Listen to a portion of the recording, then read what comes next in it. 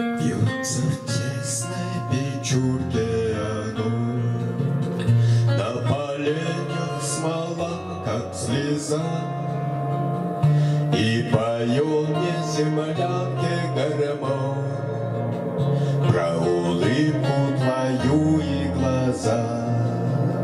Про тебя мне шептали кусты белоснежных полян под Москвой.